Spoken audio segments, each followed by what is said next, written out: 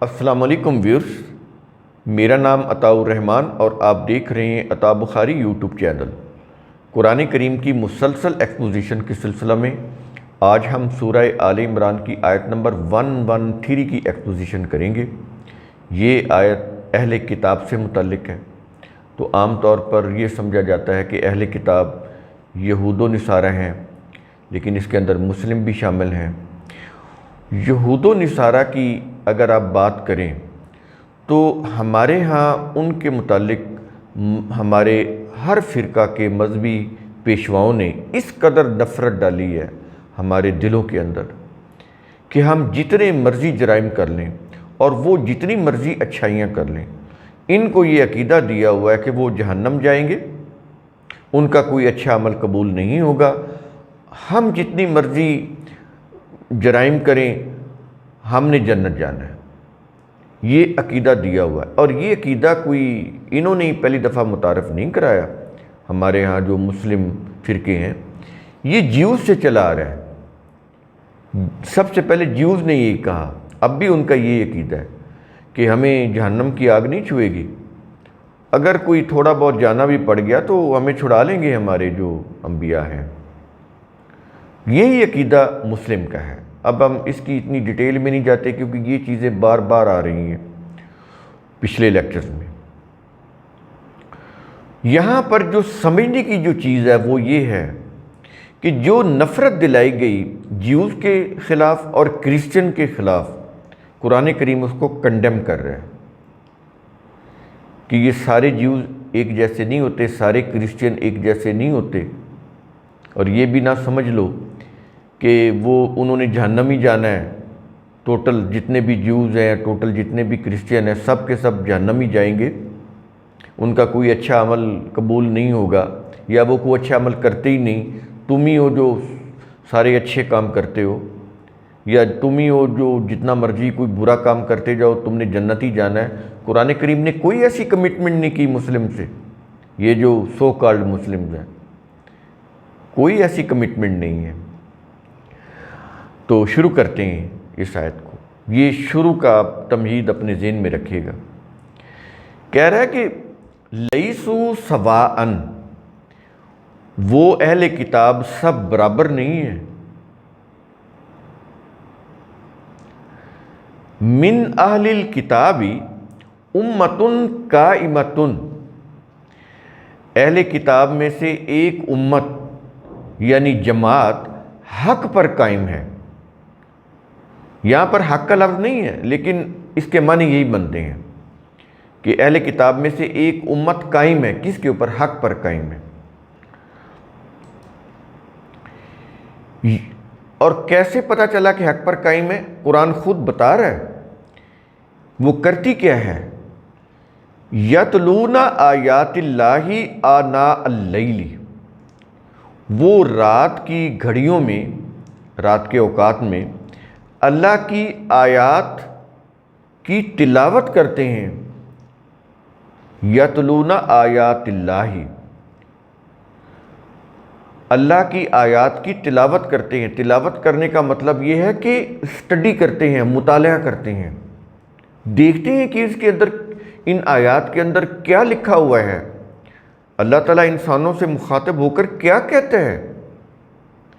یہ ہو گیا آیات اللہ کی تلاوت، یعنی اس کا مطالعہ کرنا، ان کو اسٹڈی کرنا، ٹو انڈرسٹینڈ، اسٹڈی کرنا۔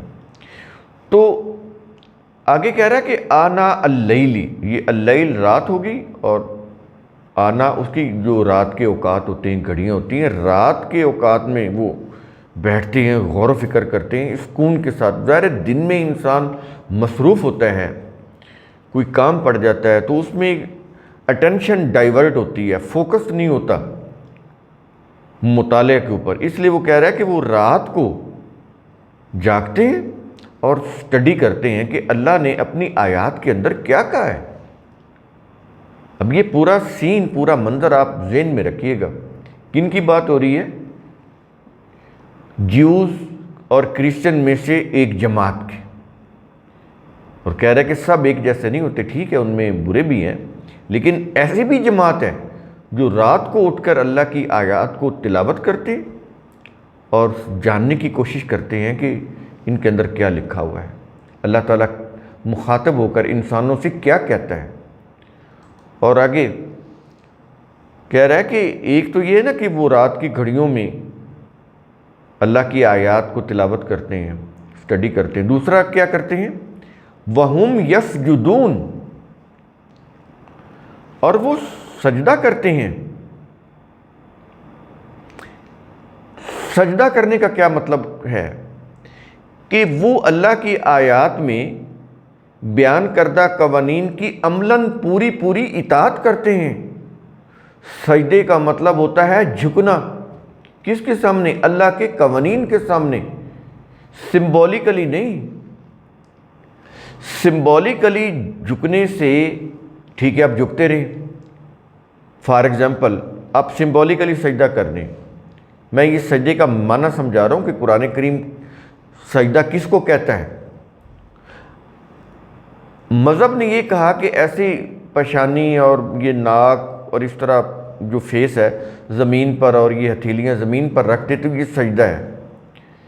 اب اگر یہ سجدہ ہے، صرف یہی سجدہ ہے، تو ذرا غور کریں، کوئی شخص یہ سجدہ کرتا ہے لیکن وہ جھوٹ نہیں بولنا تھا وہ بولتا ہے، یعنی وہ والا سجدہ نہیں کر رہا کہ جھوٹ چھوڑ دے، وہ والا سجدہ نہیں کر رہا کہ ظلم بند کر دے، وہ والا سجدہ نہیں کر رہا کہ یعنی قانون کے سامنے نہیں جھک رہا کہ قانون کے سامنے جھک کر وہ جتنے بھی جرائم ہیں ان کو بند کر دے، اللہ کے قوانین کے سامنے جھک کر جتنے بھی اس کے اوپر فرائض عائد ہوتے ہیں، جو ڈیوٹیز عائد ہوتی ہیں وہ ان کو نہ کرے، اللہ کے قوانین کے سامنے جھکے، اللہ کے قوانین کے سامنے یعنی نہ جھکے اور ملاوٹ کرتا چلا جائے، ملاوٹ زدہ چیزوں کی خرید و فروخت کرتا چلا جائے، لوگوں کو سب سٹینڈرڈ بیچتا چلا جائے، جعلی دودھ، جعلی کھانے پینے کی چیزیں جو انسانی صحت کے لیے نقصان دہ ہیں، لیکن وہ سجدہ کرتا جائے سمبولک، تو وہ سجدہ اس کو فائدہ دے گا؟ یہ آپ نے سوچنا ہے۔ قرآن کریم کون سے سجدے کی بات کر رہا ہے؟ اب آپ نے یہ چیز ڈیفائن کرنی ہے، یہ فیصلہ کرنا ہے کہ قرآن کریم جو کہہ رہا ہے کہ وہ سجدہ کرتے ہیں تو وہ کون سا سجدہ کرتے ہیں؟ سمبولک سجدہ قابل قبول ہے اللہ کے ہاں کہ وہ سمبولک سجدہ کر کے جو مرضی کرپشن کریں، ظلم کریں، جرائم کا راستہ اختیار کریں، کسی کا حق ماریں، غبن کریں، رشوت لیں، ملاوٹ کریں اور وہ سجدہ کریں اور ان کے وہ جرائم معاف ہو جائیں گے؟ کیا قرآن یہ کہنا چاہتا ہے؟ یہ اب آپ نے فیصلہ کرنا ہے۔ تو پھر سجدہ کرتے ہیں، اس کا معنی کیا ہوا؟ اس کا معنی یہ ہے کہ وہ اللہ کے جو قوانین جن کا وہ مطالعہ کرتے ہیں رات کو اٹھ کر، جن کو وہ انڈرسٹینڈ کرتے ہیں ان قوانین کو، ان کو وہ پھر ان کی پوری اطاعت کرتے ہیں، ان کے سامنے جھکتے ہیں، یعنی ان کی اطاعت کرتے ہیں۔ یوں سر جھکا لینا سجدہ نہیں، یعنی ان کے اوپر چلنا، ان کی اطاعت کرنا، ان کو فالو کرنا۔ قرآن کریم اس کو سجدہ کہہ رہا ہے۔ اگر ان کو فالو نہیں کر رہے، سمبولک سجدے میں آپ پڑے رہے، اس کا تو پھر آپ کو کوئی فائدہ نہیں ہوگا، نہ اس دنیا میں اس کا کوئی فائدہ ہوگا، نہ اللہ کے ہاں اس کا کوئی اجر ہوگا۔ دونوں چیزیں ہی نہیں ہوگی، دو چیزیں ہیں۔ دین کے اندر جتنے بھی کرنے کے کام ہیں وہ جب کریں گے جس کا وہ حکم دیتا ہے، اس کے فوائد اس دنیا میں بھی ملتے ہیں اور آخرت میں بھی اس کا اجر ملتا ہے۔ جن چیزوں کو قرآن روکتا ہے ان کو رکنے کے فوائد اس دنیا میں بھی ملتے ہیں اور آخرت میں بھی مستقل طور پر ملیں گے۔ لیکن اگر آپ کوئی وہ کچھ کرنے کی بجائے، عملی کام کرنے کی بجائے سمبولک سجدہ کر لیتے ہیں تو پھر اس دنیا میں بھی آپ دھوکہ میں رہتے ہیں، کوئی فوائد حاصل نہیں کر سکتے، آخرت میں جو اجر ملنا چاہیے تھا سجدے کا، یعنی اللہ کے قوانین کے جتنے بھی جو اطاعت ہے اس کے کرنے سے جتنے بھی فوائد اس دنیا میں ملنے تھے وہ بھی گئے، اور آخرت کا جو اجر ملنا تھا اس سے بھی آپ گئے۔ یہ چیز بڑی ہی قابل غور ہے۔ یہ ہے قرآن کا سجدہ، اور وہ جو سمبولک جو سجدہ ہے وہ ہے مذہب کا سجدہ۔